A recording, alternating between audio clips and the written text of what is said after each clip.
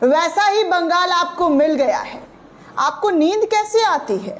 आप सुकून से कैसे सो लेते हैं? दोस्तों, जो खबर बताने जा रही हूं ना, वो बंगाल को आग के हवाले झोंक कर कैसे चैन की नींद हमारे बड़े नेता दिल्ली में सो रहे हैं, ये पूरी एक खबर में आपको समझ में आ जाएगा कि कैसे बंगाल चुनाव के बाद लगातार हिंसा भड़क गई है और इस कदर भड़क गई है कि आगजनी की जा रही है। टीएमसी के दफ्तरों को तोड़ा फोड़ा जा रहा है।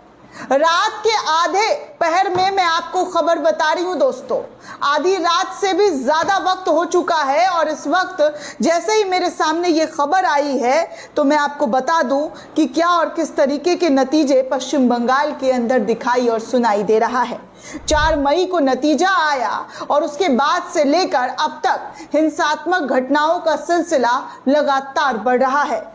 सिलसिला हिंसात्मक घटनाओं तक नहीं बल्कि अब मौत तक पहुंच चुका है। एक लोगों की जान तक चली गई है। पूरी रिपोर्ट आपको बताऊंगी कि गृह मंत्री, जी हाँ, जो कह रहे थे कि बंगाल जीतने के बाद वो शांति बहाल करेंगे। बंगाल में वैसे अशांति फैली हुई थी according to Bharatiya Janata party, लेकिन अब उसी अशांति को शांत करने वाली पार्टी के कार्यकर्ता और नेताओं पर कैसे कैसे आरोप लग रहे हैं, ये आपके सामने है। दरअसल दोस्तों, इस वक्त की सबसे बड़ी खबर, सबसे बड़ी जानकारी आपको दे दूं कि पश्चिम बंगाल में बीजेपी की जीत के बाद बड़े पैमाने पर हिंसात्मक घटनाओं की खबर निकलकर सामने आ रही है। टीएमसी के अनुसार एक की हत्या हो गई है। राज्य भर में टीएमसी के कार्यकर्ताओं पर हमले किए जा रहे हैं। डायमंड हार्बर के फलता, आसनसोल जैसी जगहों पर पार्टी के दफ्तरों में आगजनी की गई है। ऐसी भी खबरें और वीडियो निकलकर सामने आ रही है। राज्य में बीजेपी के जीत के बाद से ही हिंसा की छुटपुट घटनाएं लगातार सामने आ रही है और भी कई वीडियो सामने आए हैं जहां पर भारतीय जनता पार्टी के कार्यकर्ताओं पर आरोप लग रहे हैं कि वो टीएमसी के दफ्तरों पर घुस कर हमला कर रहे हैं, आग के हवाले कर रहे हैं। आपको बता दूं दोस्तों कि कल यानी कि मंगलवार को चुनाव के बाद हिंसा के बड़े पैमाने सामने आए हैं। सोशल मीडिया पर इन घटनाओं के वीडियो काफी तेजी से वायरल हो रहे हैं। वीरभूम के नानूर में हिंसा में मंगलवार को एक व्यक्ति की हत्या किए जाने के आरोप लगे हैं। टीएमसी का आरोप है कि पार्टी कार्यकर्ता को दिन दहाड़े सड़क पर काट कर मार दिया गया। इसमें दावा किया जा रहा है कि कई जगहों पर टीएमसी कार्यकर्ताओं पर लाठियों से हमला तक किया गया है। दावा यह भी किया जा रहा है कि टीएमसी ने सोशल मीडिया कार्यकर्ता, जी हाँ, सोशल मीडिया कार्यकर्ता को जमीन पर दबाकर लाठियों से पीटा गया है। टीएमसी ने इन वीडियो को साझा करते हुए बीजेपी पर बड़े आरोप लगाए हैं। हालांकि बीजेपी ने इन आरोपों को इनकार कर दिया है। टीएमसी का आरोप है कि अलीपुर द्वार के वार्ड नंबर 1 में एक बुजुर्ग महिला पर बेरहमी से हमला किया गया और उसे लहूलुहान हालत में सड़क पर छोड़ दिया गया। इसके अलावा टीएमसी के कई कार्यालयों पर भी हमले के आरोप ममता बनर्जी के पार्टी के जरिए, उनके नेताओं के जरिए लगाए जा रहे हैं। कोलकाता के टॉलीगंज, कासवा, रूबी मोड़ इलाके में टीएमसी कार्यालयों में तोड़फोड़ हुई है। जुमड़िया में टीएमसी कार्यालय में आग लगा दी गई है। बराईपुर, कमरहाटी, बरनगर, हावड़ा, बहरामपुर आदि जगहों पर भी हमले के घटनाओं की बात टीएमसी के जरिए की जा रही है। पार्टी ने दावा किया है कि बाली में और डायमंड हार्बर के फाल्ता में दफ्तरों को तोड़ा फोड़ा गया है। आसनसोल, बर्धमान, सिलीगुड़ी, हावड़ा और नादिया में भी बीजेपी के लोगों ने टीएमसी के दफ्तरों को तोड़ा है, आगजनी किया है, ऐसी खबरें सामने आ रही है। इसके अलावा जलपाईगुड़ी, आसनसोल, बराकपुर, दिनहाट आदि में सोमवार को गिनती केंद्रों के पास झड़पों की खबर हम लगातार आपको दिखाते हुए नजर आए हैं। टीएमसी प्रत्याशी जहांगीर खान के कार्यालय पर भी किस तरीके से हमलावर भीड़ ने हमला किया, बीजेपी के झंडा लगाया, वो भी हम आपको दिखा चुके हैं। इटाहर विजेता मुशफार हुसैन के पर कार से हमला किया गया, उनके शीशे को तोड़ दिया गया, उनको चोट तक आई है। ममता बनर्जी की तृणमूल कांग्रेस ने इन घटनाओं के लिए बीजेपी पर सीधा निशाना साधा है। टीएमसी ने मंगलवार को कहा कि बीजेपी का परिवर्तन निर्दोषों का खून से लिखा जा रहा है। पार्टी ने इसे मध्ययुगीन बर्बरता बताया है और कहा है कि पूरे हिंसा, जी हां, पूरे बंगाल को हिंसा की आग में झोंक दी गई है।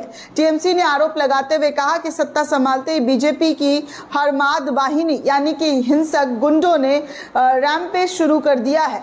टीएमसी ने कहा है कि कल शुभेंदु अधिकारी ने खुलेआम धमकी दिया है कि तृणमूल कांग्रेस को 24 घंटे में खत्म कर दिया जाएगा। आज ठीक वही सब कुछ पश्चिम बंगाल के अंदर दिखाई और सुनाई दे रहा है। टीएमसी ने सोशल मीडिया पर पोस्ट भी किया है कि भाजपा के झंडे लगाए गए गुंडे घर घर जाकर नॉनवेज शॉप और बिरयानी वाले दुकान को धमकी दे रहे हैं कि दुकान बंद कर दो, नाम मिटा दो। पार्टी ने चेतावनी दी है कि अगर रोका गया तो वो खाने पीने पर भी पाबंदी लगाने की, जी हाँ, अगर नहीं रोका गया तो वो खाने पीने की पाबंदी पर भी, जी हाँ, पाबंदियां लगाएंगे और वो ऐसी कोशिश कर रहे हैं। कई वीडियो टीएमसी ने तृणमूल कांग्रेस के ऑफिशियल पेज से शेयर किया गया, आप स्क्रीन पर देख सकते हैं दोस्तों। यहाँ पर आप ये वीडियो देखिए कि क्या और किस तरीके की बातें कही जा रही है। নাম হচ্ছে আফরিন বিরিয়ানি, পাশে মন্দির, পাশে মন্দির ঠিক পাশেই আমাদের মা কালীর মন্দির। टीएमसी ने आगे ये भी कहा कि ये बंगाल का परिवर्तन नहीं बल्कि बंगाल में इस तरीके का हिंसा, धमकी और सांप्रदायिक गुंडागर्दी के लिए वोट जो है वो नहीं दिया गया था, जहां पर हम अपनी थाली, अपनी रसोई और अपनी आज़ादी की रक्षा करेंगे। जिस तरीके की यहाँ पर हिंसात्मक घटनाएं हो रही है, इसका मुंहतोड़ जवाब भारतीय जनता पार्टी के लोगों को दिया जाएगा।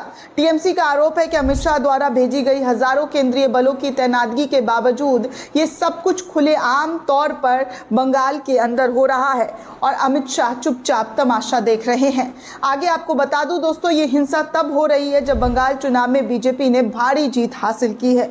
बीजेपी पश्चिम बंगाल के अंदर 207 सीट हासिल करते हुए नजर आई है और अपनी सरकार बनाने का कुछ ही दिनों में दावा भी करेगी, जबकि टीएमसी 80 सीटों पर ही सिमट गई है। ममता बनर्जी खुद भवानीपुर से अपनी सीट हार गई है, जो कि पश्चिम बंगाल के लोगों को भी हजम नहीं हो रहा है। टीएमसी के 35 मंत्रियों में से 22 मंत्रियों के हारे जाने की खबर है। शिक्षा, आवास, उद्योग, परिवहन जैसे महत्वपूर्ण विभागों के मंत्री इस बार चुनाव में हार गए हैं।